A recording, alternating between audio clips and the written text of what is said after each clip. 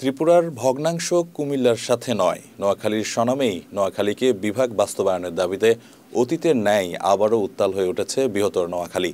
এ দাবিতে রোববার জেলা প্রশাসকের কার্যালয়ের সামনে মানববন্ধন সমাবেশ ও বিক্ষোভ মিছিল করেছে সর্বস্তরের জনগণ। এ সময় নোয়াখালী বিভাগ বাস্তবায়নে প্রধান উপদেষ্টা ডক্টর মোহাম্মদ ইউনূসের হস্তক্ষেপ চেয়েছে নোয়াখালী বিভাগ বাস্তবায়ন সংগ্রাম পরিষদ ও সম্মিলিত নোয়াখালীবাসী।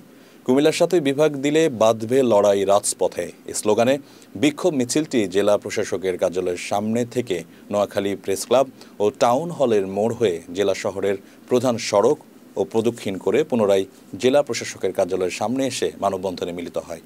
এ সময় নোয়াখালীর বিভিন্ন রাজনৈতিক দল, বৈষম্য বিরোধী ছাত্র আন্দোলন, ছাত্র অধিকার পরিষদ, সামাজিক স্বেচ্ছাসেবী সংগঠন, নোয়াখালী সরকারি কলেজ, চৌমোহনী সরকারি সালেহ আহমেদ কলেজ ও মহিলা কলেজের শিক্ষার্থীরা মিছিলে অংশ নেয়।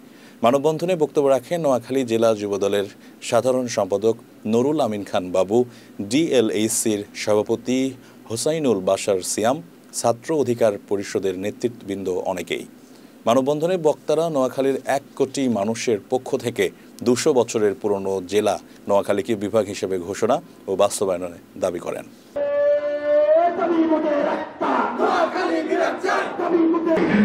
যেখানে আছি সেখান থেকে কাপড়ের কাপড় মাথায় বেঁধে নোয়াখালী বিভাগের দাবিতে রাজপথে আন্দোলন।